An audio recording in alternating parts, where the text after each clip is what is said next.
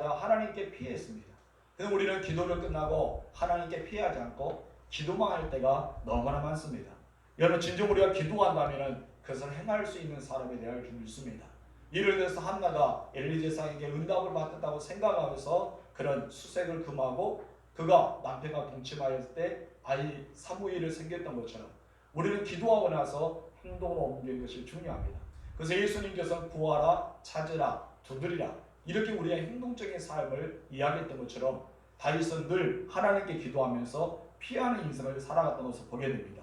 여러분의 진정히 하나님을 의지한다면 그분의 말씀을 순종하고 그분을 의지하며 살아갈 줄 믿습니다.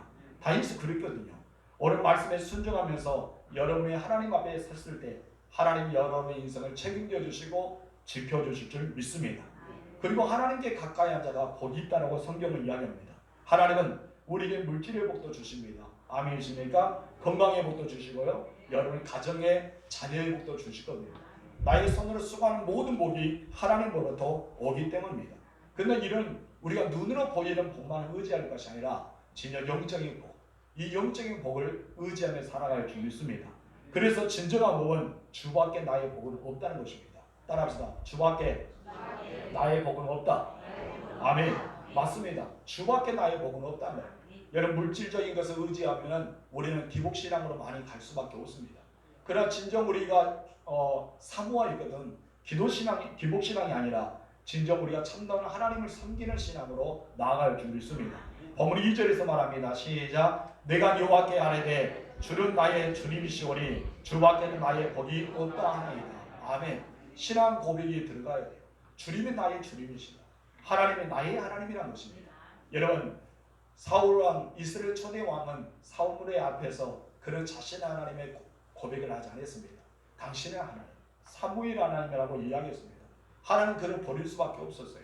그럼 다윗은 무엇입니까? 다윗은 어떤 것이 있든지 어떤 기도를 드리든지 어떤 사람의 이야기든지 하나님은 나의 하나님이다 고백합니다. 특히 우리에게 힘을 주시는 것은 나의 힘이 되신 여호와여 내가 주님을 사랑합니다. 이런 고백을 한 것처럼 하나님은 나의 하나님으로 모셔야 할 줄 믿습니다. 바로 하나님은 나의 하나님, 나의 주님. 그렇기 때문에 우리는 주밖에 나의 복이 없다라고 고백할 수가 있는 것입니다. 하나님은요 인생의 복 자체입니다. 아멘. 오늘 모든 복이 하나님으로부터 오기 때문입니다. 영적인 복, 육적인 복, 삶의 복, 건강의 복. 우리의 모든 삶을 지금까지 지켜주시고 이끌어주신 하나님 얼마나 감사합니다. 그것은 여러분이 하나님께로부터 복을 받았다는 증거입니다. 우리 3절 말씀 다 같이 읽읍시다. 시작. 땅에 있는 성도들은 존귀한 자들이니 나의 모든 즐거움이 그들에게 있도다. 아멘. 여기서 보면 땅에 있는 성도들이라 하면 반대로 어디도 성도가 있겠어요? 하늘에도 성도가 있겠죠. 여러분, 하늘에는 성도들 더 이상 연약함이 없습니다. 고통이 없습니다. 그들은 즐거움과 행복과 기쁨만 있겠죠. 그러나 그들은 하나님 앞에 찬송하면서 예배하면서 인생을 살아가고 있을 겁니다. 하늘에 있는 성도라면. 그런데 이 땅에 있는 사람들은 연약함을 그대로 가지고 있습니다. 그렇기 때문에 순간 위기도 찾아가고 질병도 찾아가고 불안하게 되고 초조하게 되고 나도 모르게 미래를 모르기 때문에 우리는 염려할 수밖에 없는 인생, 이 연약함 그대로 가지고 있다는 것입니다. 여러분, 그렇기 때문에 우리는 완전하지 못하다는 것을 느껴야 됩니다. 땅에 있는 성도들은 완전하지 못해요. 그리고 하나 더 여기서 추구한 것은 그럴지라도 우리 성도들의 하나가 유익된 것이 있는데 바로 어떤 사람들이다? 존귀한 자라는 거예요. 여기서 존귀한 자라고 말씀하고 있습니다. 여러분이 왜 하나님 앞에 이런 존귀한 자가 되었을까요? 단 한 가지 이유입니다. 따라합시다. 하나님과 관계 때문이다. 아멘. 하나님과 여러분의 관계 때문에 여러분들은 존귀한 자가 되었습니다. 여장함에도 불구하고 육체가 질병이 찾아옴에도 불구하고 많은 일터와 위기 상황에서 어려움이 있음에도 불구하고 우리는 존귀한 자라는 호칭을 받을 수가 있다는 것입니다. 하나님은 나의 하나님이 되십니다. 그럴 때 우리는 존귀하게 하나님 앞에 쓰임받을 수 있다는 사실을 감사하시길 바랍니다. 그러나 여러분, 우상들이요 그러지 못합니다. 우상들을 섬기는 것은 우리에게 괴로움을 더할 수밖에 없는 것입니다. 4절 3번의 말씀 시작. 다른 신에게 애물을 드리는 자는 괴로움이 더할 것이라. 여기서 참 이상한 것은 그들은 복을 받기 위해서 애물을 드립니다. 복을 받기 위해서 기도합니다. 복을 받기 위해서 무엇인가 모르게 늘 애써서 살아가고 있는데 여기서 그들에게는 문제가 해결된 것이 아니라 괴로움만 더한다고 하고 있습니다. 왜 그럴까요? 결과적으로 그들에게 괴로움이 준 것은 바로 우상은 자기에게 아무 도움이 되지 않기 때문입니다. 나에게서 무엇인가 도움을 주고 힘을 주고 피할 수 있는 그런 안식처가 되어야 되는데 우상들은 그러지 못하고 늘 우리 마음속에만 내 생각 속에만 사로잡힌 것이 바로 우상 자체이기 때문입니다. 그러나 여러분, 하나님은 그렇지 않습니다. 하나님은 우리의 묶였던 것이 풀려지게 만듭니다. 갇혔던 것이 노임되게 만듭니다. 여러분의 가난에서 벗어나 부유하게 하시고 육체의 질병에서 벗어나 치유되게 하시고 하나님께서 우리에게 모든 은혜를 주시면서 복 자체를 주신다는 것을 우리에게 말씀하고 있습니다. 여기서 우리가 하나님을 내 삶의 이유, 내가 왜 하나님을 나의 주인으로 모셔야 되는지, 내가 하나님을 나의 하나님을 고백해야 되는지, 내가 하나님을 내 앞에 모시고 살아가야 되는지에 대해서 이야기하는데 5절에서 첫 번째 이렇게 이야기합니다. 다 같이 읽어보시죠. 시작. 여호와는 나의 산업과 나의 자네 소득이시니 나의 분깃을 지키시나이다. 특히 여기서 중요한 것은 하나님께서 우리에게 주신 모든 것, 나에게 주신 사업과 직장과 일터와 여러분의 농사일, 그런 내 가정, 남편과 아내, 아들과 딸과 며느리 사이의 모든 것을, 내 소속에 있는 것을, 하나님이 주신 것을 하나님이 어떻게 해주신다고요? 지켜주신다는 거예요. 하나님이 지켜주신다는 것입니다. 하나님이 지켜주시는데 어느 누가 해칠 수가 있겠습니까? 하나님이 돌보시는데 어느 누가 방해할 수 있겠습니까? 하나님이 여러분을 지켜주신다는 것은 너무나 힘이 되고 능력이 된다는 것을 기억하실 줄로 축복합니다. 그래서 6절에 이렇게 말합니다. 시작. 내게 줄로 재어준 구역은 아름다운 곳에 있음이요 나의 기업이 실로 아름답도다. 여기서 하나님께서 분깃이라는 것을 주십니다. 그리고 또한 우리에게 줄로 재어준 구역이 있다라고 5절과 6절에 각각 이야기하고 있습니다. 먼저 우리의 분깃은, 이 분깃을 지켜주셨다는 것은 내가 손으로 수고한 일마다 거두는 축복을 주셨다는 거예요. 땅에 무엇인가 내가 곡식을 심으면 곡식을 거둘 수 있는 은혜, 내가 직장에서 실적을 올릴 수 있는 은혜, 내가 사업에서 날마다 든든히 상하고 부흥할 수 있는 은혜, 이런 은혜를 우리에게 주신다는 것을 말씀합니다. 하나님께서 분깃을 통해서 여러분 손으로 수고한 일마다 잘되게 하실 줄 믿습니다. 따라합시다. 나에게 분깃을 주셨으니 하나님이 지켜주신다면 손으로 수고한 대로 열매가 맺을 것이다. 아멘. 그리고 하나님이 나를 지켜주신다면, 내 분깃을 하나님이 주신 거로 여긴다면 하나님이 여러분의 손으로 수고한 대로 반드시 그와 같은 열매가 맺을 줄 믿습니다. 여기서 우리가 6절 말씀에 줄로 재어져 주신 구역이라는 것이 나옵니다. 하나님께서 여러분에게 다 줄로 재어 주었습니다. 마치 이스라엘 땅에게, 이스라엘 백성들에게 12지파에게 각각 분기를 제어해 주었던 것처럼 우리에게도 나에게 주는 구역이 있다는 것입니다. 여러분, 이 구역은 때로는 가정이 될 수 있습니다. 이 구역은 여러분의 자녀가 될 수 있습니다. 이 구역 여러분 사업이나 직장의 일터나 여러분 머무는 곳, 내가 함께하는 사람들, 이 사람들을 가르쳐 구역이라고 표현합니다. 그래서 여러분의 가정에서 내 남편과 아내, 자녀들을 통해서 구역이 될 수 있고요, 사업의 현장이 구역이 될 수 있고, 여러분 다니고 있는 일터가 구역이 될 수 있습니다. 내가 머물러 있는 모든 것이 구역으로 재워주셨다고 하는 것입니다. 그런데 이 구역은 어떤 것이라고 이야기합니까? 아름답다라고 표현합니다. 이 아름다웠던 표현은 내게 있어서 정말 만족함을 느낀다는 것입니다. 하나님이 나에게 주신 이 구역은 내게 기쁨이 되고 행복이 되고 만족감이 된 줄 믿으시기 바랍니다. 그래서 여러분의 가정을 통해 만족감을 느끼십시오. 여러분 사업 현장과 직장을 통해 만족감을 느끼십시오. 여러분 농사를 짓는 그 일터가 그 땅덩이를 통해서 만족감을 느끼실 줄로 축복합니다. 만족감을 느끼지 못하면 어떻게 됩니까? 불행하기 시작합니다. 왜 그런데 사람이 만족감을 느끼지 못할까요? 다 한 가지입니다. 비교의식 때문입니다. 무엇 때문에요? 비교의식. 여러분, 우리에게서 내 가정과 다른 가정에 비교할 때 우리는 부족하다는 것을 느낍니다. 왜요? 다른 사람의 떡이 더 크게 보이잖아요. 이것처럼 다른 사람 가정이 더 행복하게 보입니다. 다른 사람 남편과 다른 사람 아내가 더 좋아 보입니다. 그렇기 때문에 비교하기 때문에 나는 불행한가? 나는 무엇인가 부족한가? 우리 가정은 왜 이렇지? 라고 생각합니다. 그런데 하나님이 여러분의 가정을 줄로 재어 주었습니다. 여러분 남편과 아내를 만나게 하시고 여러분에게 자녀를 하나님께서 선물로 주시고 내 가정이 울타리에서 하나님께서는 부모를 섬기고 자녀를 공양하면서 살아갈 수 있도록 서로 간에 은혜를 내려주셨다는 것입니다.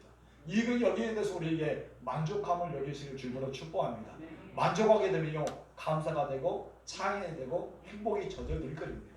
여러분 사업도 마찬가지입니다. 요즘 코로나 때문에 얼마나 사업이 현장이 힘듭니까? 여러분 그러나 이 사업 현장도 하나님이 주시는 은혜 가운데 살아가 보십시오. 만족하면서 하나님 감사합니다. 더 큰 은혜가 여름에 부어줄 줄 믿습니다. 하나님께서 이렇게 우리에게 주울러 재어진 구역은 아름답다고 설명합니다. 그것은 너무나 아름답기 때문에 하나님 내게 주신 것은 너무나 아름답기 때문에 아름답다고 다윗은 표현합니다. 여러분 인생에서 하나님을 여러분 앞에 모시면서 아름다운 평안하시길 주름으로 축복합니다. 코로나와 델타 바이러스의 힘든 일을 겪고 있습니다. 여러분 사업 현장도 엄청 힘듭니다. 근데 우리 성도들 잘 견디고 있어서 감사합니다. 직장에서 마찬가지잖아요. 우리 얼마 전에 2주 동안 우리 진도에서 확진자가 어마어마하게 많이 생겼습니다. 다행히도 격리 당하고 있는 사람들 중에서 확진자가 생겨서 좀 다행이지만은 그럴 때 여러분 의회 가보세요. 가게 문이 다 닫혀 있어요. 병원도 닫혔습니다. 약국도 닫힙니다. 사람들이 움직이지 않습니다. 그렇게 자유함이 닫혀있는 가운데도 여러분에게 강건함을 주신 하나님 얼마나 감사합니다. 우리는 그런을 통해서 감사함이 느껴야 됩니다. 이런 세대에 살아가면서 나의 자녀가 도시에 있을지라도 델타 바이러스와 코로나 걸리지 않도록 허락하여 주시는 하나님께 감사하십시오. 우리는 감사의 인생을 살아갈 때 아름답다라고 고백할 것입니다. 여러분 가정을 통해 아름다움을 고백하시는 주님으로 축복합니다. 하나님께서는 이렇게 우리가 아름다움을 주십니다. 그러나 하나님은 아름다움을 준 것이 아니라 때로는 훈계도 하십니다. 따라합니다. 하나님은 아름다운 것만 준 것이 아니라 때로는 훈계하신다. 그리고 다윗에게 하나님께서 훈계하셨어요. 다윗은 하나님은 그렇게 잘 섬겼습니다. 하나님 보시기에 정말 다윗은 마음이 합한 자였습니다. 하나님은 다윗의 모든 뜻을 다 이루고 싶었습니다. 그러나 다윗도 인간이기 때문에 잘못한 것이 있었습니다. 그때 하나님께서는 그를 훈계합니다. 근데 훈계를 들었는데 다윗은 오히려 하나님을 찬양하고 있어요. 그것이 하나님께 주시는 복이라고 생각했습니다. 7절 상반절 시작. 나를 훈계하신 여호와를 송축하였더라. 어떻게 사람이 야단받는데 사람이 질책을 당하고 있는데 징계를 받는데 거기에 대해서 찬양하고 기뻐하는 사람이 있겠습니까? 여기서 훈계 속에는 책망도 있고 징계도 포함됩니다. 우리는 하나님이 보내주는 사람을 통해서 때로는 징계도 받고 여러분 야단도 맞을 수 있습니다. 다윗이 그랬거든요. 나단 선지를 통해서 다윗은 책망한 적이 있습니다. 나단은 정확하게 다윗의 잘못을 지적하면서 책망하였는데 오히려 다윗은 더 하나님을 찬양하고 나아갔던 것을 보게 됩니다. 여러분의 자녀들은요 천사가 아닙니다. 여러분 자녀들이요 나에게 너무나 아까운 보배도 아닙니다. 그들은 질서를 가지고 있는 사람들입니다. 그렇기 때문에 여러분의 자녀도 잘못한 것이 있습니다. 잘못한 것을 감싸지 말고 잘못한 것을 인정해야 될 줄 믿습니다. 어떤 사람이 교도소에서 무기징역을 취하게 생겼습니다. 그랬더니 그 어머니가 그 판사에 가서 막 사정한 거야. 나의 아들을 정말 용서해달라. 원래부터 이런 아이가 아니라 착한 아이였는데 어쩌면 내 잘못 때문에 이렇게 되었다라고 하니까 그 아들이 엄마를 바라보면서 엄마 어떻게 알았어요? 엄마의 잘못 때문에 내가 큰 강도가 되어서 이렇게 되었습니다 라고 고백한 거예요. 나중에 판사가 왜 그냐 물어봤더니 어렸을 때로 돌아갑니다. 이 아이가 어렸을 때 그만 가난하다 보니까 친구의 크레파스를 훔치고 말았습니다. 크레파스를 훔치니까 이 부모님은 어떻게 된가 엄마는 너 그러면 안 된다. 빨리 돌려주어라 라고 해야 되는데 강력하게 그 아들을 호응한 거예요. 너는 그래도 돼. 너는 그래도 돼. 그 아이는 부자이기 때문에 너는 그럴 자격이 있어. 잘했어 라고 합니다.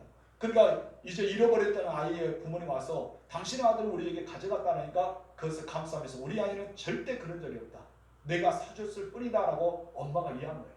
그리고 이 아이 속에는 무엇이 들어옵니까? 야 도둑질도 내가 생각할 때 괜찮으면 되는구나 라고 생각하다 보니까 도둑을 하고 강도를 저지르고 나중에 살인까지 하게 되는 것입니다. 이것이 누구 때문입니까? 여러분 부모님들이 그때 잘못했다고 지적해 주었다면 그 아이가 그렇게까지 되지 않았을 것입니다. 그래서 아이가 눈물 흘리면서 엄마 왜 그랬어요? 그때 내가 초등학교 때 나를 잡아주었다면 나에게 아니라고 정확하게 가르쳐주고 그 부모에게 미안하다고 고백하라고 이야기했다면 내 결과가 이러지 않았을 텐데 엄마가 그러지 못하기 때문에 내가 이렇게 됐다고 이야기하는 그런 설이 있습니다. 성도 여러분, 우리 자녀들은 다 천사가 아니라는 것입니다. 내 자녀들은 너무나 내 눈에 보기에 아까운 사람을 보일지라도 아까운 사람이 아니라는 것이죠. 그들도 지혜성이 가지고 있습니다. 그래서 잠언서에서 이렇게 합니다. 잠언 23장 13절과 14절 시작. 아이를 훈계하지 아니하려고 하지 말라. 채찍으로 그를 때릴지라도 그가 죽지 아니하리라. 내가 그를 채찍으로 때리면 그의 영혼을 수월해서 구원하리라. 여러분 여기서 채찍으로 때린다는 것을 다른 사람이 오해해서 막 뚜려 패는 사람이 있는데 이런 것이 아니라 여러분 부모가 사랑하는 마음이 있으면 때린다 할때 얼마나 때리겠습니까? 여러분 죽이도록 때리겠습니까? 사랑 마음이 없고 흥분하고 감정에 실려서 그럴 수도 있겠죠. 여러분 여기서 말합니다. 여러분 그들을 징계할 수가 있어야 됩니다. 훈계할 수 있어야 됩니다. 옳은 길을 인도해야 될 줄 믿습니다. 이것이 바로 우리가 해야 될 양육의 과제라는 것입니다. 그러나 그 안에는 무엇이 들어가야 됩니까? 사랑이 깃들어야 되겠죠.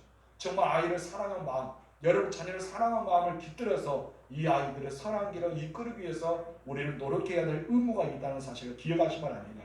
여러분 다윗이 그랬어요. 선지자 나단이 와서 너 잘못했습니다고 했을 때 그 자체를 하나님의 복으로 여겼습니다. 여러분 혹시 목사님께 훈계를 들었을 때 그것이 하나님의 복으로 여기십니까? 다윗은요 하나님의 선지자의 말을 들었을 때 복으로 여겼다는 것입니다. 혹시 제가 여러분이 훈계할 때 그것을 복으로 여기실 줄로 축복합니다. 시편 119편 111절에서 이렇게 말합니다. 시작. 주의 증거들로 내가 영원히 나의 기업을 삼았사오니 이는 내 마음의 즐거움이 됨이니이다. 이것을 세 번역으로 이렇게 풀이하는데요. 이렇게 표현하고 있습니다. 시작. 주님의 증거는 내 마음의 기쁨이요 그 증거는 내 영원한 기업입니다. 하나님의 증거를 받음으로써 기쁨이 있는 그 자체를 이야기하고 있습니다. 다윗은 잠들기 전에도 자기 양심의 교훈에 따라서 늘 교훈을 받았다고 이야기하고 있습니다. 7절 말씀 본문 시작. 나는 훈계하신 여호와를 송축할지라 밤마다 내 양심이 나를 교훈하리라.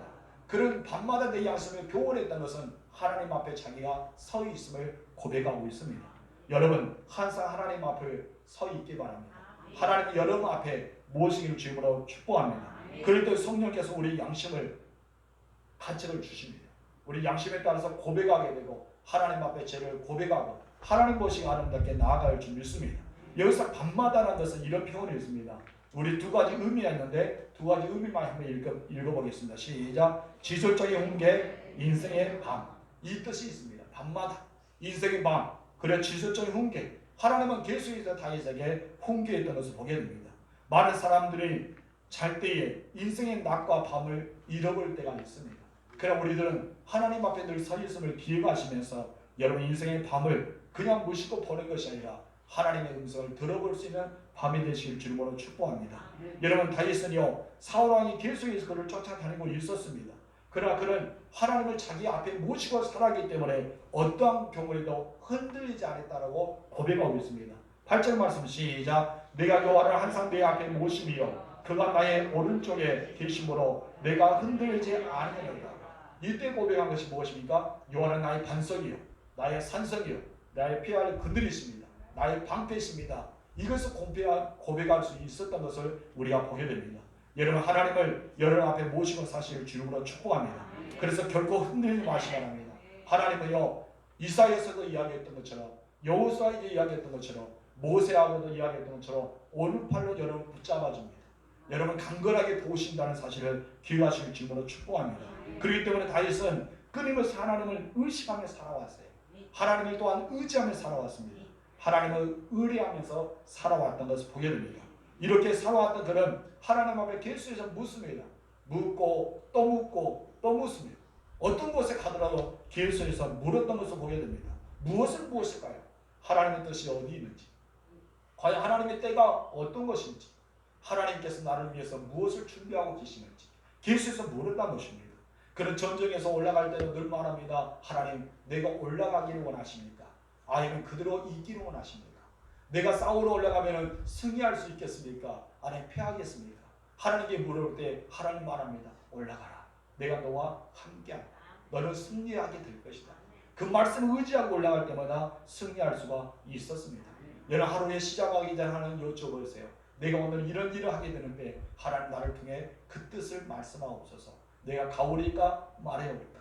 내가 하오리까 그러지 않으렵니까?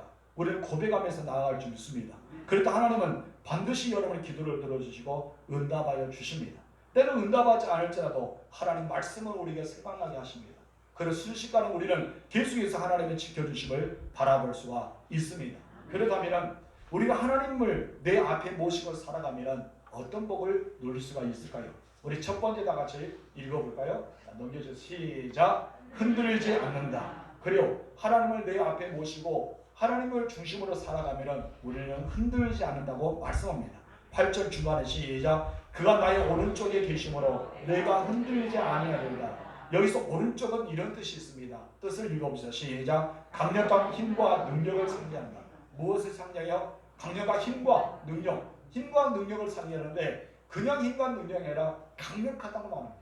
이 강력한 것은 사람의 힘이 아니란 것이죠. 사람의 능력이 아니란 것이죠. 어떤 신에게 부어주시는 능력, 힘, 파워를 이야기하고 있습니다. 하나님께서 오른쪽에서 여러분에게 흔들리지 않도록 붙잡아 주십니다. 그때 고백이 무엇인지 아시나요? 주가 나를 반석 위에 세우셨사오니 나는 든든합니다 고백합니다.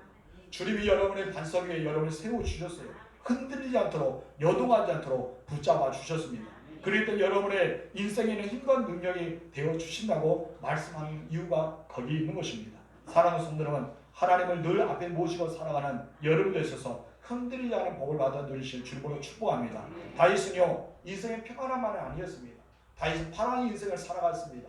그런 인생 가운데 위기 상황도 그를 만났습니다. 그러나 그 위기적인 상황에도 흔들리지 않았다고 봅니다. 왜 그럴까요? 하나님을 앞에 모셨기 때문에, 하나님 중심으로 살아갔기 때문에, 하나님의 자기의 하나님으로 여겼기 때문에 가능한 것입니다. 우리 사무엘상 31장 6절 말씀 읽읍시다. 시작.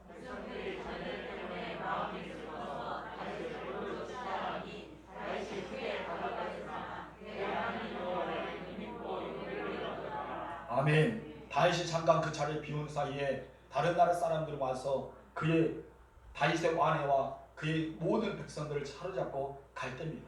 그때 이제 백성들이 다윗을 원망하기 시작해요. 우리가 여기만 있었다면 그러지 않았을 텐데 당신 때문에 이를 냈다라고 했을 때 다윗의 마음은 얼마나 아프겠습니까?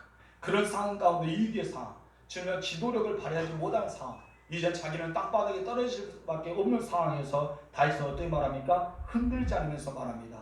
너희는 다그발도 하나님이 주시는 힘과 용기를 얻으면서 담대히 추격해서 그 모든 것을 빼앗아 오는 그런 역사가 일어나게 됩니다. 여러분, 자기가 믿었던 사람은 변신할 수 있습니다.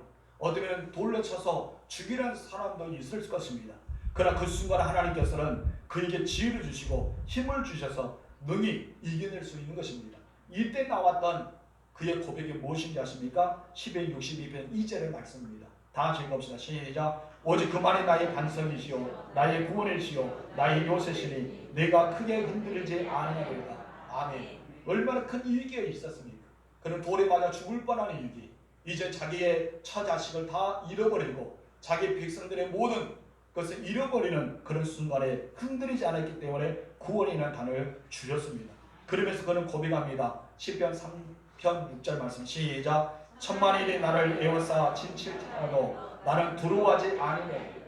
왜 두려워하지 않는 거예요? 여러분, 천만인은 엄청나게 많은 사람입니다. 그 사람들이 지금 이제 다윗 혼자는 진치고 있어요. 근데 흔들리지 않았다는 것입니다. 왜 그랬을까요? 하나님을 모시고 살았기 때문입니다. 하나님 모시고 살아간 사람은 흔들리지 않습니다. 여러분, 원수들이 한 길을 왔다 7길을 도망하는 역사를 경험하게 될 것입니다. 우리께서 하나님이 나의 반석이 되시고 요새가 되시기 때문에 결코 우리는 흔들리지 않는다는 것입니다. 그 이유는 무엇입니까? 하나님 나와 함께 계시기 때문입니다. 하나님이 나의 은혜를 베풀어 주시기 때문입니다. 여러분의 인생은 하나님께서 어떤 풍랑을 만들었지라도 그 풍랑을 잔잔하게 하실 수 있는 능력이 우리 하나님께 있다는 사실을 기억하시고 하나님께 늘 가까이 가는 여러분 되실 주님으로 축복합니다. 두 번째, 하나님을 내 앞에 모시고 사면 어떤 복을 누릴까요? 다 같이 읽읍시다. 시작. 기쁨이다. 그래요, 기쁨입니다. 하나님이 주시는 기쁨을 얻는다는 것이죠.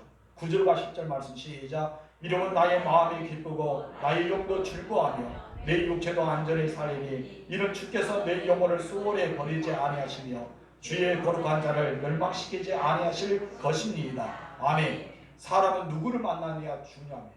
내가 어떤 사람을 만나냐에 따라서 그 사람에게 영향을 받습니다. 때로는 기쁨도 얻기도 하고 슬픔도 얻게 합니다. 나에 위해서 희망을 주기도 하고 희망을 꺾어버리기도 합니다. 어떤 사람 만남에 따라서 진료가 열려지기도 하고 진료가 갇혀질 수가 있습니다. 그렇기 때문에 우리는 누구를 만나느냐 중요합니다. 여러분, 사람들에게는 기쁨과 즐거움이 있다 하더라도 그 기쁨과 즐거움은 잠시 사라질 것입니다. 그런데 하나님에게서는 우리에게 주시는 이 사람들의 기쁨과 즐거움과 비교할 수 없는 엄청난 충만한 기쁨을 주신다고 이야기합니다. 여러분, 그 충만한 기쁨이 여러분 안에 있기를 주님으로 축원합니다. 11절 말씀 시작. 주께서 생명의 길을 내게 보이시니 주의 앞에는 충만한 기쁨이 있고 무엇인가? 충만한 기쁨. 주님의 앞에는 충만한 기쁨이 있다면 세상 사람 주는 기쁨이 아니라 하나님이 주시는 기쁨은 충만한 기쁨이에요. 그리고 어느 쪽에는 뭐가 있습니까? 영원한 즐거움이 있다. 여러분, 우리는 중심적으로 살펴봐야 됩니다. 충만한 기쁨과 영원한 즐거움, 충만한 기쁨과 영원한 기쁨, 이것을 하나님께서 주셨다는 것입니다. 예수님은 세상에 바꿀 수 없는, 세상과 비교할 수 없는 평안을 주셨다 합니다. 너희에게 평안을 끼치노니 이 평안은 내가 너희에게 준다라고 말합니다. 세상에서 없는 평안, 세상에서 취할 수 없는 평안, 이 평안을 주신 것이 무엇일까요? 충만한 기쁨과 영원한 즐거움이 아니겠습니까? 여러분께서 충만한 기쁨과 영원한 즐거움을 차지하는 하나님의 사람이 되길 주님으로 축복합니다. 그렇다면 이런 기쁨이 내 안에 있는데 여러분, 하나님을 모시고 싶지 않겠어요? 하나님 앞에 더 가까이 가고 싶지 않겠어요? 하나님 앞에 더 가까이 가고 싶겠죠? 우리 상황이 변하지 않을 수도 있습니다. 우리 상황이 달라지지 않을 수 있습니다. 우리 상황이 요동치는 것이 그대로 계속 요동칠 수 있습니다. 누구처럼? 다윗처럼. 여러분, 늘 하나님 앞에 있었지만 사울왕은요, 그가 죽을 때까지 다윗을 죽이려고 달려왔습니다. 블레셋을 도망가 봤습니다. 사울에 비해서 계속해서 도망다녔습니다. 그리고 늘 하나님 앞에 모신다고 살아갔지만 다윗의 위기는 계속해서 찾아왔습니다. 그럼에도 불구하고 하나님은 다윗을 지켜주셨습니다. 피할 길을 내어주셨습니다.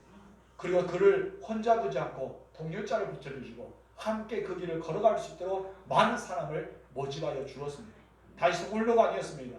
여러분, 옆에 좌우에 군사가 있었고 자기 목숨이라도 바칠 만큼 다윗을 위해서 싸울 수 있는 사람이 있었던 것을 보게 됩니다. 왜 그랬을까요? 하나님이 그를 도와주셨다는 것입니다. 그런 위기 상황에 있을 수 있습니다. 여러분, 코로나 때문에 사업 현장이 더 이렇게 상태로 계속 갈 수도 있단 말이에요. 직장에서도 위태위태 할 수도 있습니다. 농사도 마찬가지입니다. 그를 할지라도 하나님 여러분을 도우신다는 사실을 잊지 마십시오. 하나님 여러분에게 큰 복을 주신다는 사실을 잊지 마십시오. 나중에 어떻게 됩니까? 사울왕이 죽고 나서 다윗은 통이 이스라엘 왕국을 세우게 됩니다. 하나님은 다윗에게 엄청난 복을 주십니다. 하나님이 셀 수 없는 복을 주시면서 다윗은 감사할 수밖에 없습니다. 지금 현재의 과정은 연단의 과정일 것입니다. 지금 현재의 세월은 연단의 세월일 것입니다. 하나님 여러분을 통해서 그 위대한 것을 꿈을 꾸고 있음을 기억하시고 여러분, 하나님을 바라보면서 오직 하나님을 섬기신 여러분 되시길 기름으로 축복합니다. 다른 무엇과도 하나님 바꾸지 마세요. 물질로도 바꾸지 마시고 여가로 바꾸지 마시고 오직 하나님 중심으로 살아가는 여러분들 있어서 하나님의 영원한 기쁨과 충만한 은혜가 임하기를 주님으로 축원합니다. 우리 찬양할까요? 나 무엇과도 주님을 바꾸지 않으리.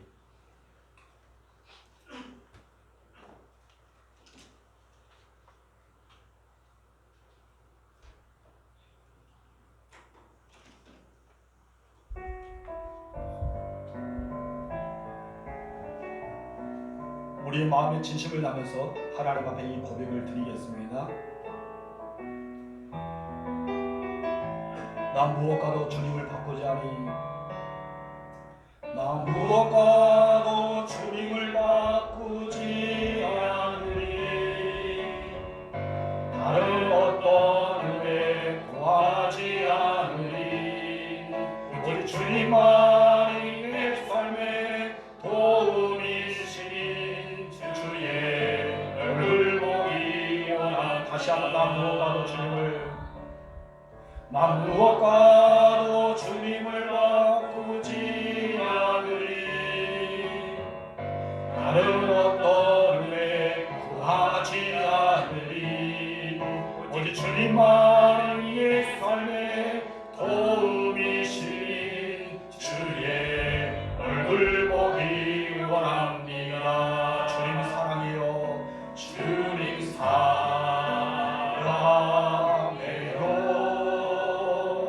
온 마음과